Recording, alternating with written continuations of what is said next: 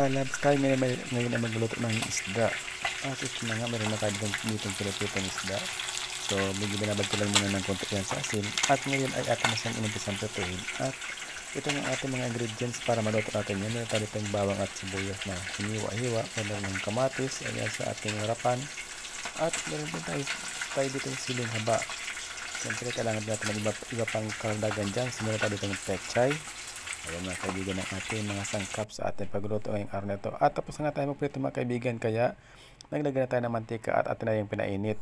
At maglalagay na tayo ng ating pambisa. So ito na ang ating bawang na ating inuna. At siyempre, kasunod naman yan ay ang ating sibuyas.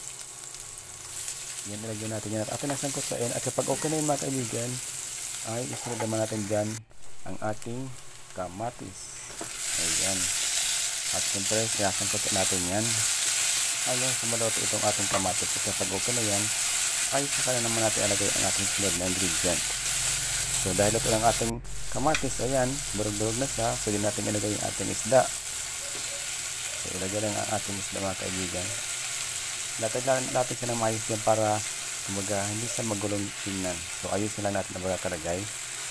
Ayan.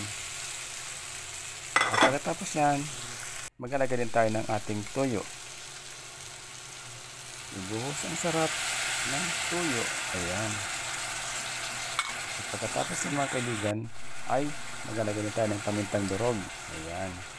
Para mas maging masarap ang ating luto. Kailangan kompleto tayo ng mga recaders dyan. At maglalagay tayo ng tubig. So ang ating sabaw po dyan ay depende po sa ating nais. Pwede po tayo magdagdag kung gusto natin ng medyo marami. At kung gusto natin ng konti lang ay okay na po yung ganong karaming tubig ang lagay natin. At siyempre para makumpleto ang lasa nito, para mas maging malinamnam, maglagay tayo ng magic sarap. So yun mga kaibigan ang ating ginagawa dyan. Sundan nyo lang po yan ang ating pagluto at madali lang po yan. So lagay ko na po ang ating tangkay ng pechay para mauna siya maluto. Ganon din ang ating siling haba. At medyo ilabog lang natin sa dyan. At kapag okay na yan, ay agad natin isunod dyan ang ating dahon. So yun mga kaibigan, malapit na tayo matapos. Kaya huwag kayong kukurap. Saglit lang yan at tapos na yan, luto na yan ating dahon na yan. So ayun mga kaibigan ang ating ginawang pagluluto dyan sa ating tinatawag natin escabeche.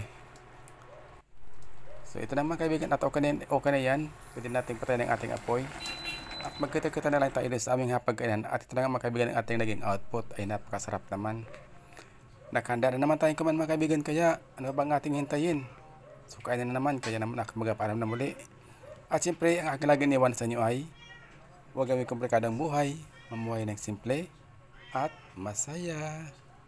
Paano mga kaibigan, ako magpaalam na. Kaya naman, bye bye and see you again on my next vlog. God bless!